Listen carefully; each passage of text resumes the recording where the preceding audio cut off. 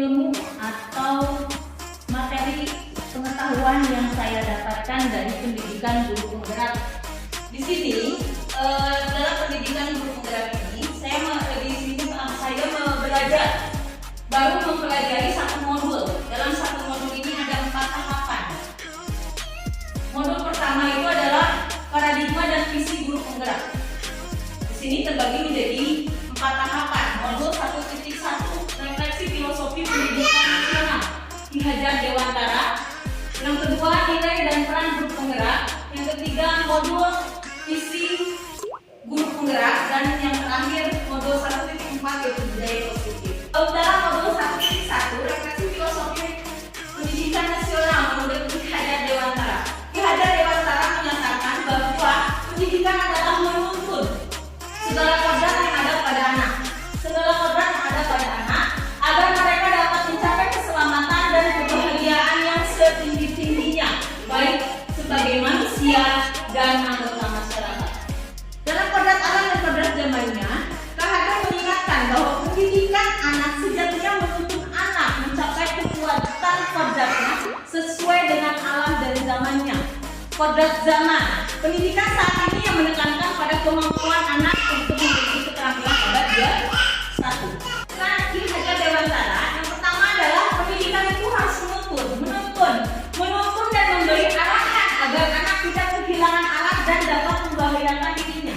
Kita hanya menuntun mereka untuk mencapai kodratnya itu, bagaimana potensi mereka, karena mereka sejatinya sudah memiliki potensi yang ada dalam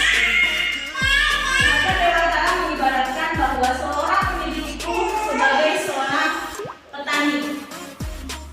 Seorang petani tidak bisa mengubah padi menjadi jagung. Tidak bisa mengubah jagung menjadi padi.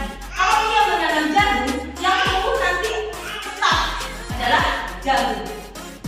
Petani hanya bisa memberikan pupuk, menjaga, merawatnya agar menghasilkan jagung yang berkualitas, yang baik dan berkualitas. Begitupun pendidik, seorang pendidik atau guru hanya mampu menuntun bagaimana caranya kita agar menghasilkan, agar menciptakan peserta didik yang memiliki karakter baik dan berkualitas, menjadi dirinya sendiri. Begitu. Terus menuntun di sini ada menuntun anak untuk menemukan kemerdekaan dalam belajar, yaitu merdeka lahir dan batin untuk mencapai kemerdekaan dirinya dan orang lain. Merdeka di sini adalah peserta didik ini memiliki kemerdekaan untuk belajar sesuai dengan potensi, bakat dan minat yang dimilikinya. Penggerak. Nilai peran guru penggerak adalah nilai IPA ada 5. Yang pertama, berpihak pada murid. Yang kedua, mandiri, reflektif, kolaboratif dan inovatif. Karena tadi saya sudah mengatakan bahwa Bapak dan Ibu guru di sini semua adalah guru penggerak, apalagi sekolah kita sekarang masuk ke dalam sekolah penggerak. Jadi semua kita di sini adalah guru penggerak. Peran guru penggerak yaitu yang pertama menjadi guru pembelajaran, yang kedua menjadi coach bagi guru lain, yang ketiga mendorong kolaborasi, yang keempat mewujudkan kepemimpinan murid, dan yang terakhir adalah menggerakkan komunitas praktisi. Nilai guru penggerak di sini berpihak pada murid. Bagaimana? Pembelajaran di sini kita harus selalu berpihak pada murid. Segala keputusan yang kita ambil guru harus didasari oleh semangat untuk memberdayakan dirinya serta memanfaatkan aset atau kekuatan yang ada untuk menyediakan suasana belajar dan proses pembelajaran yang positif serta berkualitas bagi peserta didik. Mandiri. Seorang guru yang memiliki semangat untuk terus belajar sepanjang hayat. Di sini, mandiri di sini kita itu melakukan sesuatu itu secara mandiri, memiliki kesadaran dalam diri. Tidak harus ada perintah dari orang lain atau atasan. Bertanggung jawab, bermandiri, melakukan apapun berdasarkan inisiatif sendiri tanpa menunggu perintah dari orang lain apalagi atau atasan kita, yaitu kepala sekolah. Yang ketiga, refleksif. Selalu merefleksikan setiap kegiatan atau apapun yang dilakukan dengan tujuan untuk memperbaiki kualitas kinerja atau hasil kerjanya. dari dorongan perubahan diri yang bersifat eksternal, yang tadinya motivasinya dari luar, hanya menunggu perintah dari kepala sekolah karena sudah mandiri. Menyampaikan materi ini atau menyampaikan informasi yang saya dapatkan dari pendidikan guru penggerak adalah kolaborasi. Intinya, saya mengajak kepada Bapak Ibu guru di sini untuk berkolaborasi sesuai dengan kekuatan. Selanjutnya, peran guru penggerak menjadi pemimpin pembelajaran, lalu menciptakan pembelajaran yang berpihak pada murid. Menggerakkan komunitas praktis. Apa contohnya? Baik, terima pertanyaannya.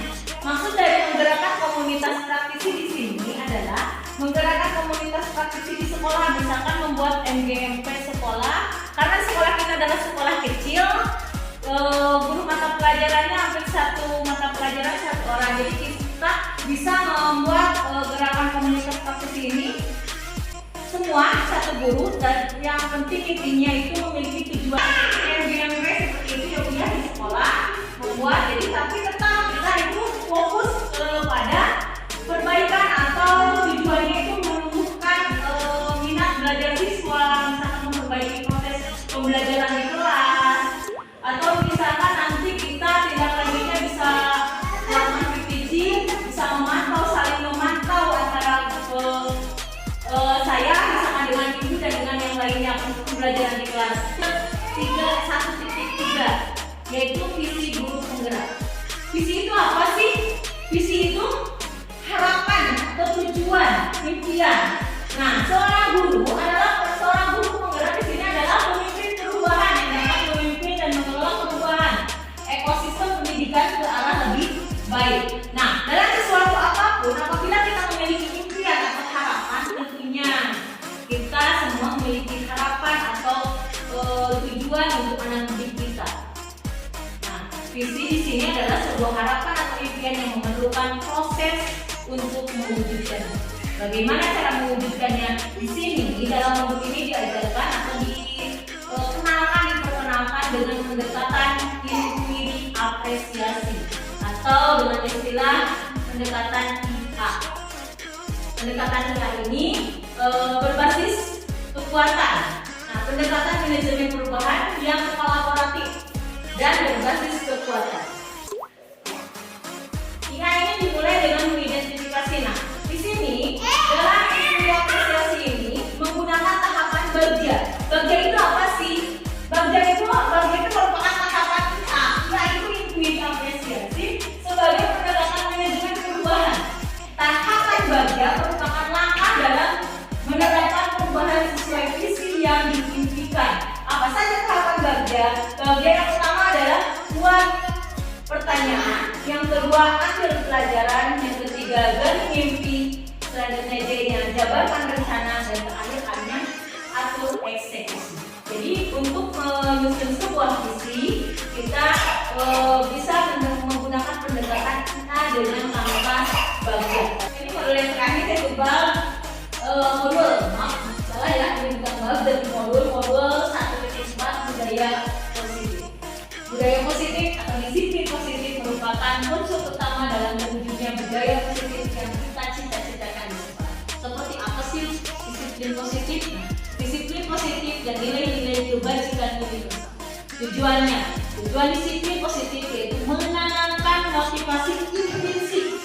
Intrinsik itu dari dalam ya, intrinsik pada murid untuk menjadikan mereka sebagai orang yang diinginkan dan dapat menghargai dirinya sendiri dengan nilai-nilai kebajikan yang mereka yakini.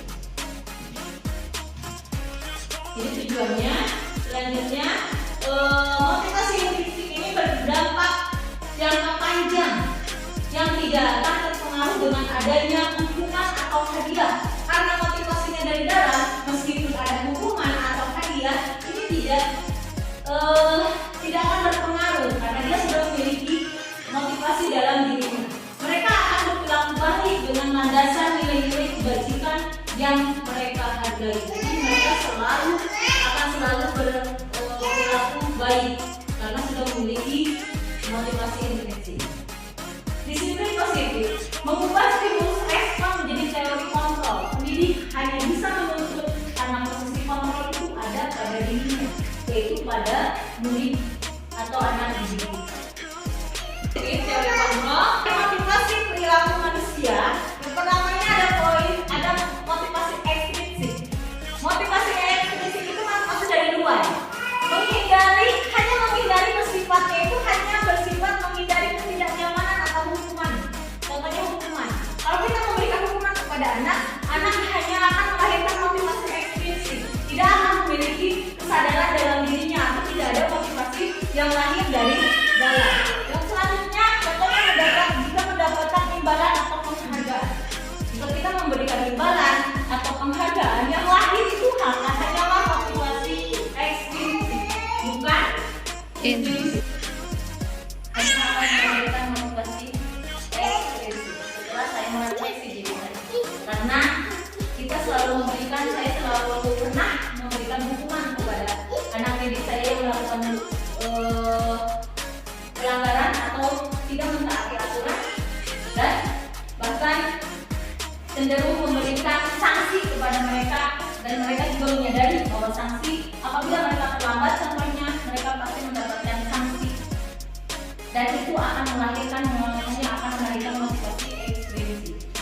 Karena mungkin saja ketika tidak ada saya, karena yang memberikan sanksi itu misalkan saya, mereka itu tidak ada motivasi. Selanjutnya di sini mendapat imbalan atau penghargaan. Ketika imbalan atau penghargaan itu tidak ada, maka itu tidak akan memiliki motivasi untuk belajar karena imbalan atau penghargaan itu tidak ada. Contohnya misalkan di sini Bu Yuli itu misalkan memberikan reward kepada anak. Apabila anak melakukan hal baik, Bu Yuli memberikan sebuah permen, misalkan tanggung jawab, Bu Yuli memberikan sebuah permen. Ketika Bu Yuli tidak memberikan permen tersebut, di suatu saat Bu Yuli tidak memberikan permen tersebut, motivasi anak itu akan hilang. Karena Bu Yuli tidak memberikan permen lagi. Apa saya mau menjawab soal Bu Yuli? Karena Bu Yuli tidak ngasih permen saya lagi. Kalau Bu Yuli ngasih permen lagi, berarti saya mau mengerjakan tugasnya. Nah, untuk instruksi seperti ini dilakukannya ketika anak melakukan sesuatu atau meraih keberhasilan meskipun hal sedikit saja, maka kita memberikan pujian. Kita hanya memberikan pujian kepada anak tersebut. Nah, di sini anak itu akan melahirkan motivasi intrinsik. Contohnya siswa kita dia mampu yang tadinya misalkan tidak bisa membaca, hari ini dia bisa mengejar satu kata, kita berikan pujian. Itu nanti itu bisa melahirkan motivasi intrinsik. Maaf Bu, begini ya. Tadi Ibu sudah mengatakan bahwa pengalaman Ibu secara tidak langsung setelah mempelajari ini juga merefleksi diri bahwa ternyata Ibu selama ini hanya memotivasi secara ekstrinsik saja. Itu kan tanpa kita sadari, mungkin Ibu juga tanpa kita sadari. Tetapi yang sudah dilaksanakan oleh Ibu Medi sendiri secara mungkin sudah bukan berlarut ya, sudah berulang-ulang yang dilakukan itu motivasinya keberuntungan. Bukan, menurut saya bukan secara keseluruhan berarti memotivasi siswa secara ekstrinsik. Mungkin ada juga Bu Hetty juga sudah memotivasi siswa dari sisi intrinsiknya. Cuma tadi Ibu mengatakan seperti itu. Nah, tadi juga disinggung ada hadiah ya, ada juga hukuman. Nah, kalau misalkan budaya tersebut sudah terlanjur dilaksanakan, contoh saja ya di sini ya, sudah terlanjur dilaksanakan. Nah, bagaimana cara menghentikannya? Tapi tanpa ada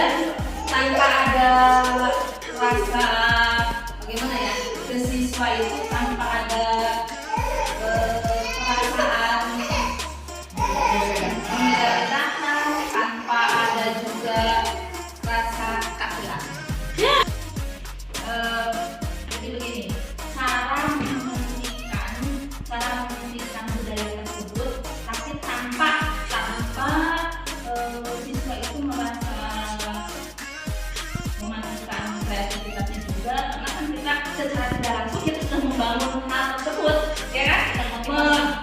membangun kasih memotivasinya secara eksplisit jadi secara tidak langsung kita juga sudah membiarkan budayakan. Nah budaya tersebut kalau misalkan kita ingin menghentikan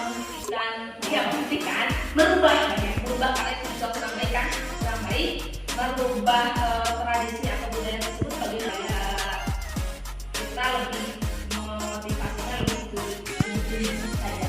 Berarti pertanyaan saya dua, Bu. Bentar. Nah, bagaimana cara menghentikan budaya memotivasi secara eksplisit tanpa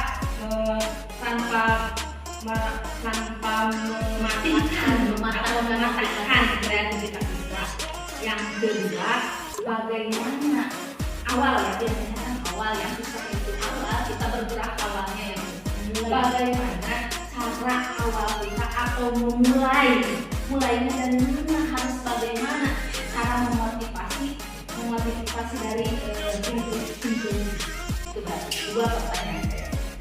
Terima kasih untuk pertanyaannya, Bu. Tadi ada dua pertanyaan. Yang pertama itu bagaimana menghentikan gitu ya, menghentikan yang sudah berjalan, karena secara tidak langsung memang benar di sini mungkin kita melaksanakan atau memberikan motivasi secara eksplisit, mungkin secara tidak sadar bahkan intrinsik pun ada ya, karena juga mungkin pasti ini ada. Nah di sini merubah paradigma, yang pertama kita merubah dulu paradigmanya dulu ya.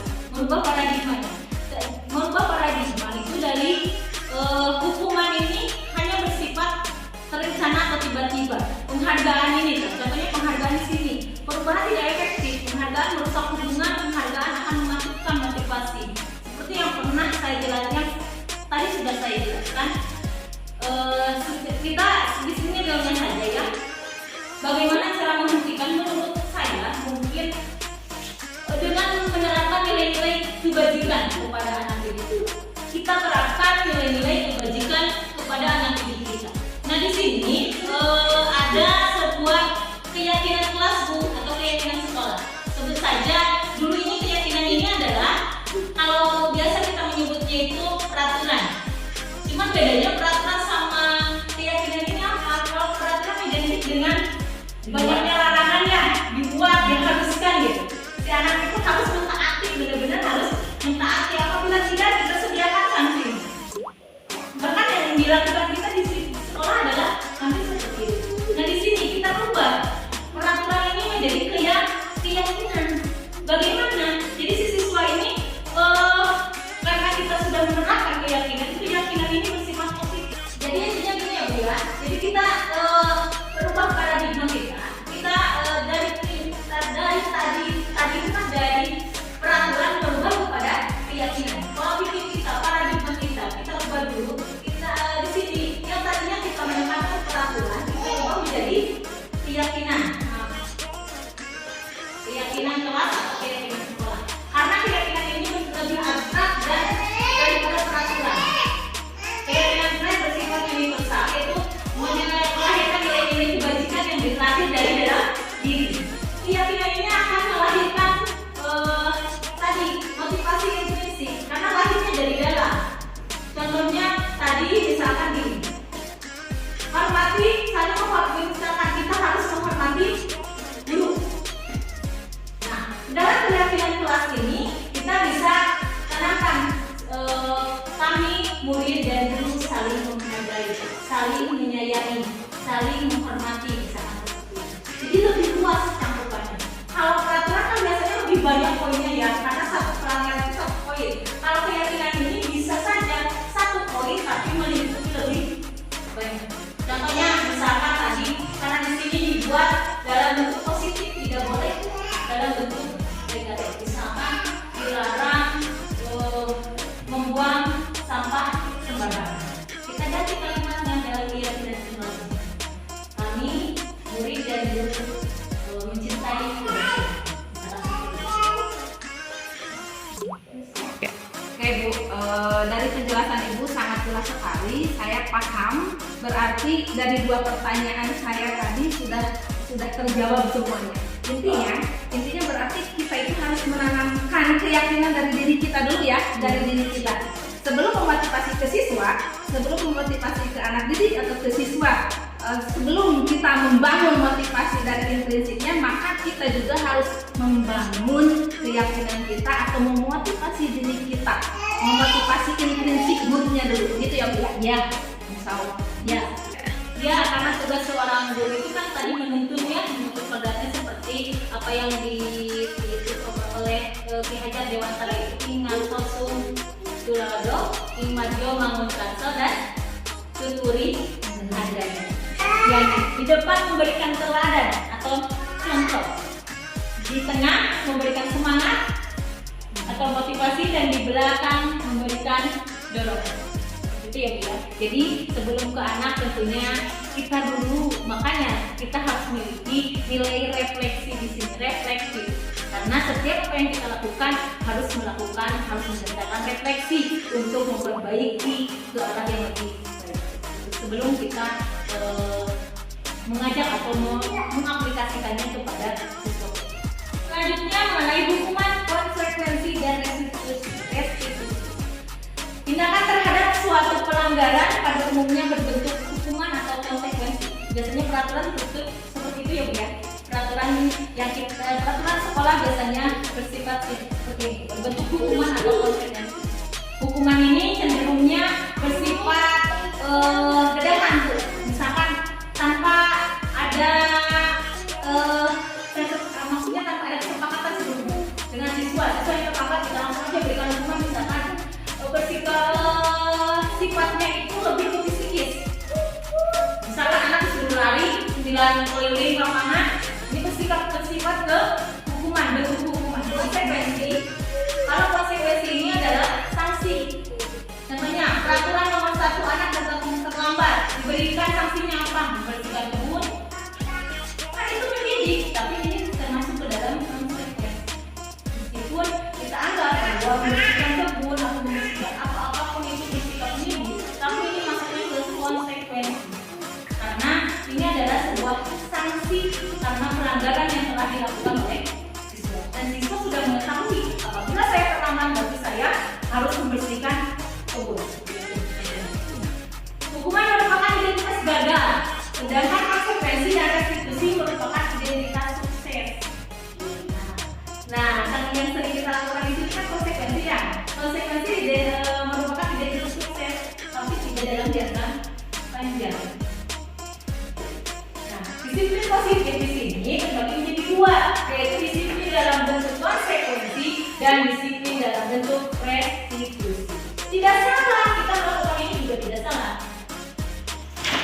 Tapi bagaimana alangkah baiknya kita mengubah semua itu, mengubah paradigma itu, kita terapkan dengan pendekatan restitusi. Apa sih itu pendekatan restitusi? Restitusi merupakan proses menciptakan kondisi bagi murid untuk memperbaiki kesalahan mereka, sehingga mereka bisa kembali pada kelompok mereka dengan karakter yang lebih kuat. Menurut dosen 2004, restitusi membantu murid menjadi lebih memiliki tujuan, disiplin positif. Nah, di sini restitusi di sini maksudnya bukan menebus kesalahan mereka. Jadi intinya ya Bu ya, si anak itu sadar bahwa yang dia lakukan ini salah. Kita terangkan dengan nilai-nilai kebajikan yang ada, yang dimiliki oleh mereka.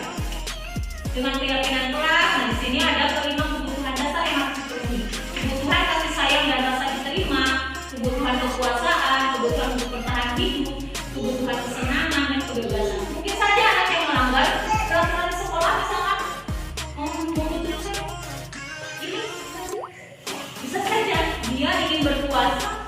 Bagaimana kita mewujudkan ini tapi dalam bentuk positif. Restitusi di sini ada 5 posisi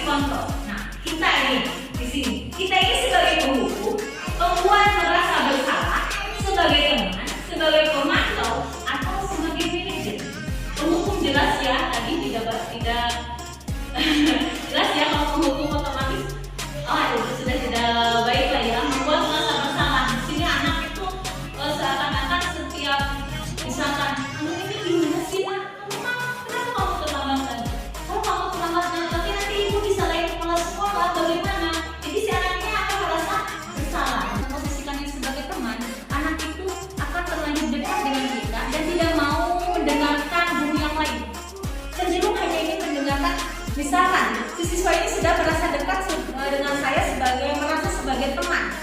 Ketika didekati oleh teman guru yang lain, dia itu tidak mau karena sudah merasa dilindungi oleh saya, misalkan seperti itu. Jadi merasa mempunyai teman, seorang guru itu merasa dilindungi dan tidak mau membuka untuk guru yang lain. Di sini sebagai yang keempat adalah sebagai pemantau. Ini cenderung ke tadi dalam penerapan ini Bu, cenderung ke dalam penerapan restitusi yang ini. Nah, konsekuensi dalam bentuk konsekuensi memantau. Karena memberikan konsekuensi otomatis kan kita harus memantau. Kalau kita memberikan sanksi kepada anak, kalau kita tidak memantau mereka, mereka pasti kan lari atau malah kemana. Kita memberikan sanksi kepada anak membersihkan kebun. Kalau kita tidak dipantau, anak kan nanti bakal kemana? Membutuhkan waktu, harus memantau mereka.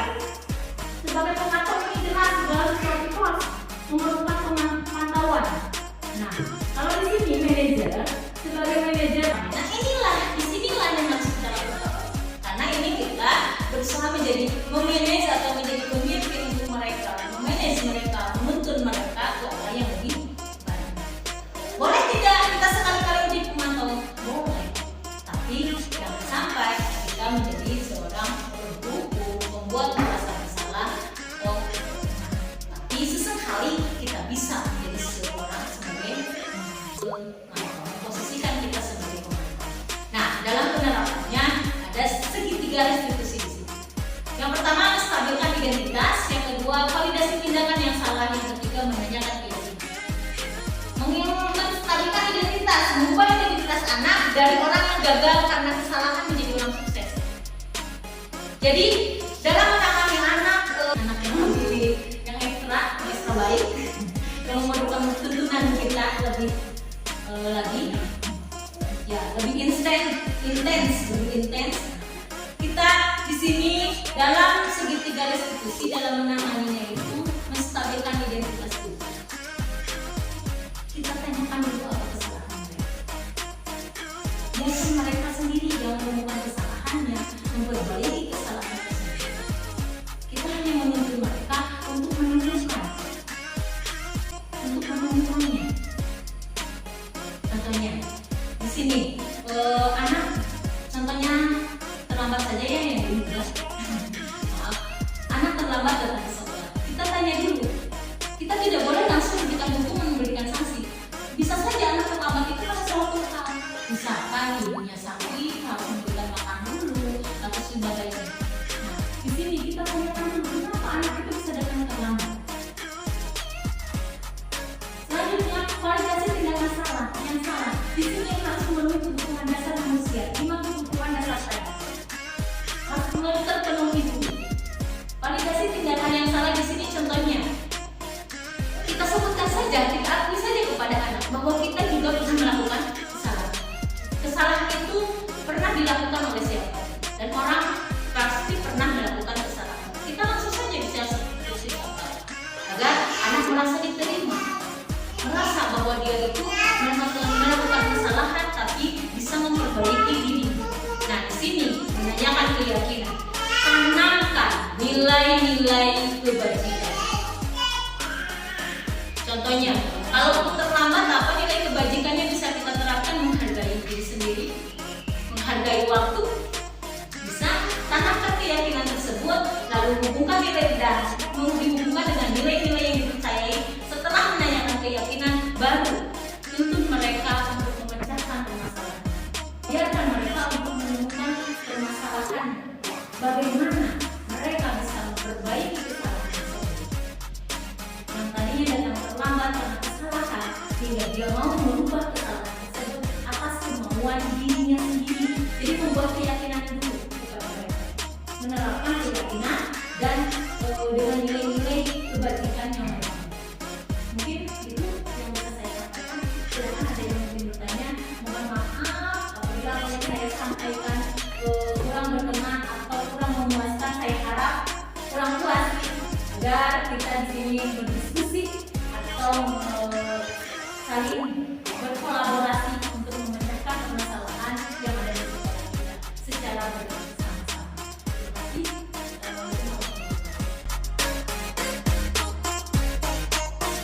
terima kasih kepada Ibu Reti yang sudah begitu jelas memaparkan tadi dari berbagai modul ya. Sudah jelas, saya terima penjelasannya dengan begitu jelas sehingga saya menjadi paham apa yang Ibu jelaskan, dan insya Allah setelah paham mudah-mudahan saya juga bisa mengaplikasikan dalam kegiatan saya di keseharian saya sebagai seorang pendidik, bisa sesuai dengan apa yang tadi dipaparkan, sesuai dengan pemahaman kita. Tapi walaupun begitu memang kita perlu bersinergi bersama-sama untuk memajukan sekolah ini, sehingga sekolah ini menjadi sekolah yang betul-betul mantap dalam segi pendidikannya, akademis dan non-akademis, dan sesuai dengan profil pelajar Pancasila. Oke, sekali lagi semangat untuk kita semua, bergerak untuk SMP Negeri 2 Tegalwaru. Terima kasih sebelumnya kepada Ibu Reti yang sudah berbagi bersama kami di sini. Dari satu sekolah, alhamdulillah kita akhirnya punya guru penggerak ya Bu. Alhamdulillah, jadi punya bekal untuk menggerakkan kita ini sebagai calon guru dari sekolah penggerak. Dari 1 sampai 10 modul 1 saja sudah luar biasa tadi informasi yang kami dapat dari refleksi kurikulum pendidikan nasional Dewantara, kemudian nilai dan peran guru penggerak, visi guru penggerak, hingga budaya positif yang bisa kita dari sekarang cicil untuk kita aplikasikan di sekolah. Jadi terima kasih banyak informasi yang sangat berharga ini. Alhamdulillah kami bisa menyerap dan bisa mengetahui ilmu-ilmu tentang guru penggerak, sehingga